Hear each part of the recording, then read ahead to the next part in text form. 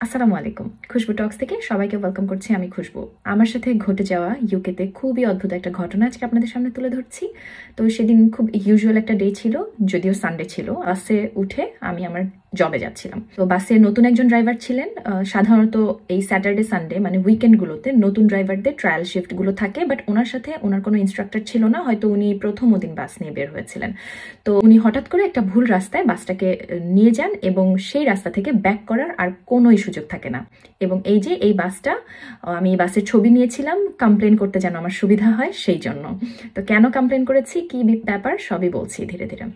তো এই যে এরকম একটা জঙ্গল টাইপের রাস্তার ভেতরে বাসটা চলে যায় এবং আমরা ছিলাম মাত্র 7 জন যাত্রী এই দোতলা বাসে। তো বাস ড্রাইভার অ্যাপোলজি করতে থাকেন এবং বলেন যে এই বাসটা আর কোনোভাবেই গন্তব্যে যাবে না, এই বাসটা এখান থেকে ব্যাক করবে এবং কন্ট্রোলার আসছে। তো 1 ঘন্টা পার হয়ে যাচ্ছিল, এদিকে আমি আমার জবে লেট হচ্ছিলাম। আমাকে যেভাবেই হোক 9টার মধ্যে আমার জবে ওদিন থাকতেই হতো। তখন অলরেডি 8:30 বেজে গেছে, তো আমাকে যেতেই হতো। 7 জন যাত্রীর মধ্যে 2 জন যাত্রী অলরেডি চলে যায়, তাদের কেউ একজন নিতে আসে গাড়িতে। এক একজনের এক এক রকম ঘটনা।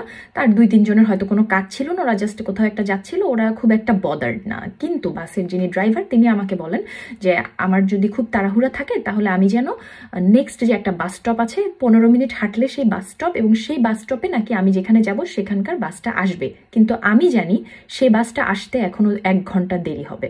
তো আমি যখন ড্রাইভারকে এটা বলি, ড্রাইভার অ্যাপোলজি করতে থাকে তো এবং আমাকে একটা ট্যাক্সি নিয়ে চলে যাওয়ার জন্য পরামর্শ দেয়। তো আমি যথারীতি খুবই বড় একটা বিপদে পড়ে যাই, কারণ ওখান থেকে 15 মিনিট হাঁটার পর যে বাস স্টপটা পেয়েছি সেই বাস স্টপে বাস আসতে তো লাগবে 1 ঘন্টা, কিন্তু কোনো ট্যাক্সি, কোনো প্রাইভেট কার কিছুই আসছিল না। ওটা ছিল একদমই একটা হাইওয়ে এবং কোনো প্রাইভেট গাড়ি আমাকে হেল্প করার জন্য দাঁড়াবে না, এরকম একটা সিচুয়েশন। তার মধ্যে একটা ট্যাক্সি আমি হঠাৎ করে পেয়ে যাই আল্লাহ পাকের রহমতে, এবং আমি ট্যাক্সিটাতে উঠে পড়ি। 2 পাউন্ড আমার বাসের টিকিট প্রাইস ছিল এবং সেই বাসটাতে তো আমি যেতে পারলাম না। এবার আমাকে 35 পাউন্ডস দিয়ে আমাকে একটা ট্যাক্সি করতে হলো এবং খুব স্বাভাবিকভাবে আমি কমপ্লেন করে ফেললাম। বাস কোম্পানির নাম হচ্ছে স্টেজ কোচ। তো আমি স্টেজ কোচের কাস্টমার কেয়ারে ফোন করে আমার কমপ্লেনটা জানাই। কমপ্লেন করার পরে তারা আমাকে একটা রেফারেন্স নাম্বার দেয়, এই যে ইমেল করেছে। আমার কমপ্লেনটা মেনলি এটা যে ঠিক আছে, যেটা হয়েছে সেটা নিয়ে আমার কোনো অভিযোগ আমি জানাচ্ছি না, এটা হতেই পারে যেহেতু উনি নতুন ছিলেন, বাট আমি একটা কনসোলেশন ফি আশা করছি আপনাদের থেকে। তো তারপরে ওখান থেকে আমাকে জানায় যে আমাকে সর্বোচ্চ তারা ওই 2 পাউন্ড টিকিট কস্টটা রিফান্ড করতে পারে, আদারওয়াইজ তারা আমার কোনো ধরনের কনসোলেশন ফি দিবে না। কিন্তু আমিও হাল ছেড়ে দেওয়ার পাত্রী না।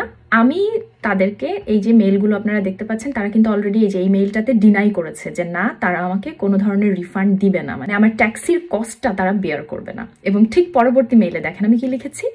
আমিও তাদেরকে আমি বলেছি যে আমি তাহলে লিগ্যাল অ্যাকশন নিব। আপনারা চাইলে মেইলের ফরম্যাটটা দেখে নিতে পারেন যদি আপনাদের কখনো প্রয়োজন পড়ে। আশা করছি কখনো যেন প্রয়োজন না পড়ে, কারণ আমি অনেক বড় একটা ঝামেলায় পড়েছিলাম ওই দিন। ট্যাক্সিটা পাচ্ছিলামই না, পরে অনেক দোয়া করতে করতে হঠাৎ করে একটা ট্যাক্সি আমার সামনে আসে। আমার যে হ্যাসেলটা, যে কষ্টটা ওই দিন হয়েছিল, টাকা দিয়ে কিন্তু আসলে এই কষ্ট কমানো বা কষ্টটাকে ভুলে যাওয়া সম্ভব না। তারপরও আমি যতখানি সম্ভব সেটা চেষ্টা করেছি। কি, আমি আমার ট্যাক্সির টাকাটা ওদের থেকে অ্যাটলিস্ট নেওয়ার চেষ্টা করেছি এবং আমি পেরেছি। দেখেন কি হয়েছে পরবর্তী মেইলে, তারা দেখেন আমি যখন তাদেরকে লিগ্যাল অ্যাকশনের কথা জানাই, পরবর্তীতে তারা আবার আমার থেকে এভিডেন্স চায় যে ঠিক আছে, তুমি যে ট্যাক্সি খরচ দিয়েছো সেটার একটা এভিডেন্স সহ তোমার ব্যাংক ডিটেলস সহ আমাদেরকে পাঠাও। এই যে আমি পরবর্তী মেইলে দেখেন পাঠিয়ে দিয়েছি, এবং এই দেখেন আমি কিন্তু রিফান্ডটাও পেয়ে গেছি ট্যাক্সির। সো আপনাকে প্রফেশনালি আগাতে হবে সব সময়। একটা জিনিস মাথায় রাখবেন যে সবকিছুর একটা সিস্টেম আছে, সবকিছুর একটা প্রফেশনালিজম আছে। তো আপনি যদি সিস্টেমে আগান অবশ্যই আপনি সফলতা পাবেন, সেটা এই ছোট্ট একটা সিলি বিষয়ে হোক বা অনেক বড় ধরনের কোনো ভালো ব্যাপারে হোক।